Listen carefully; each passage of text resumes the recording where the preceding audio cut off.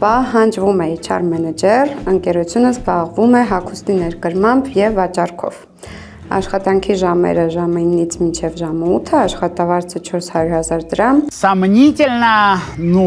окей. Գտնվում է կենտրոնում, անհրաժեշտ որակավորումներ, առնվազն 1-ից 3 տարվա փորձ, մարդկանց հետ աշխատելու հմտություններ, թիմում աշխատելու ունակություն, պարտականությունները ընդունել աշխատակիցներին, անցկացնել տրեյնինգներ, հաշվապահական հաշվառման վարում, մարքեթինգային ռազմավարության մշակում։ Առաջին հերթին HR մենեջերի համար պետք է հստակեցնել 1-ից 3 տարվա փորձ ասելով կազմակերպությունը ի նկատի ունի 1-ից 3 տարվա ակտուալ մենեջմենտ փորձ, թե ի նկատի ունի պարզապես 1-ից 3 տարվա փորձ, որովհետև 1-2 տարվա HR մասնագետը HR մենեջեր լինել, որպես այդպեսին չի կարող, հատկապես եթե հետո թվարկված են պարտականությունները, որոնք ինքը պետք է վարի։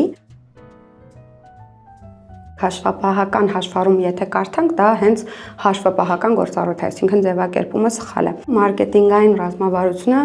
HR բրենդի տեսակետից է միայն, որ HR-ի ֆունկցիայի մեջ է մտնում, այդ պարագայում այդտեղ երևի ճիշտ կլիներ նշել employer branding, այսինքն երկու մասնագիտական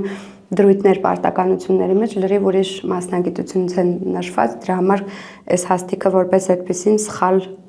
ցուցակ ունի, կարելի է իրան փոխել, որ ունենաք համապատասխան տեխնացուներ, թե չէ սենց կամ հաշվապահներ կգան,